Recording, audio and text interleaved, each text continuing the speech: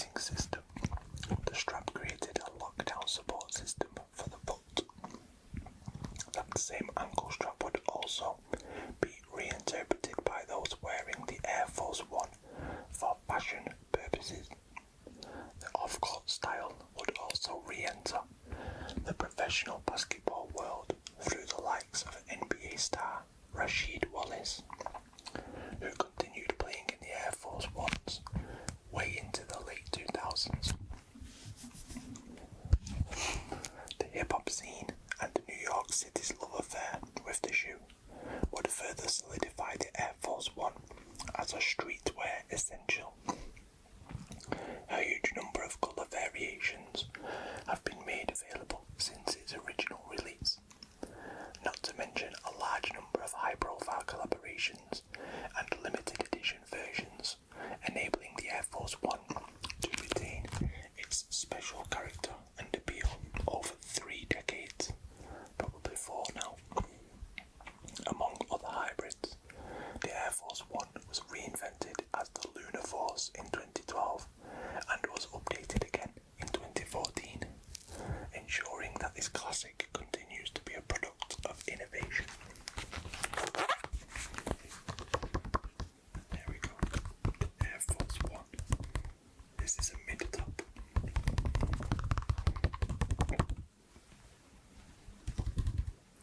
The low top doesn't have the strap, and the high top, the strap goes all the way around, just over the front, like this.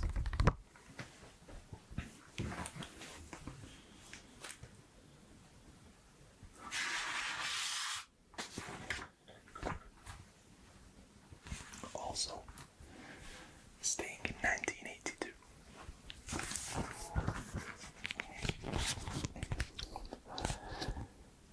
In 1983, a British sportswear brand would change the sneaker world forever. Reebok created a shoe specifically aimed at the burgeoning new fitness market, using glove leather, aka garment leather, to create a supple shoe for women's aerobics. This was the first time a fitness shoe had been designed specifically for women. While other brands failed to take the fitness movement seriously at the time, Reebok spotted its potential and proceeded to dominate what would become a huge market.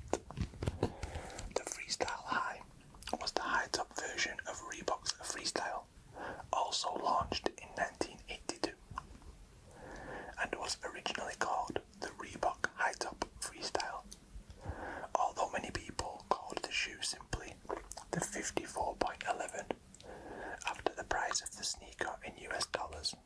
The Freestyle High is an iconic shoe, not only for Reebok, but for the 1980s and sportswear more generally, symbolising the start of the fitness movement and the beginnings of Reebok's use of garment leather to create all-white leather sneakers. The Freestyle High has enjoyed several resurgences in popularity, never truly disappearing from the limelight, but having particular moments such as the big freestyle revival in 2009 among young women. And here we go, the Reebok Freestyle High.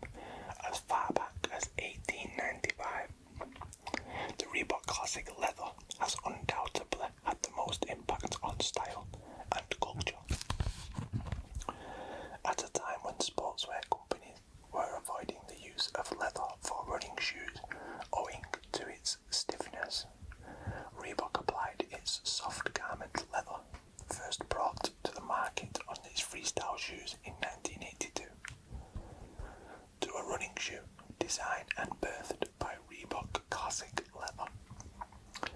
It is worth noting that a suede and a nylon version, simply called the Reebok Classic, was also released in 1983, though it was quickly outshone by its leather sibling.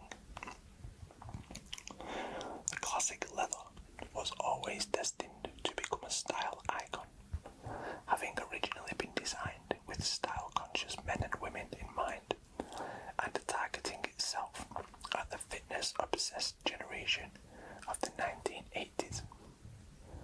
Over the decades, the Reebok Classic Leather has remained a timeless classic,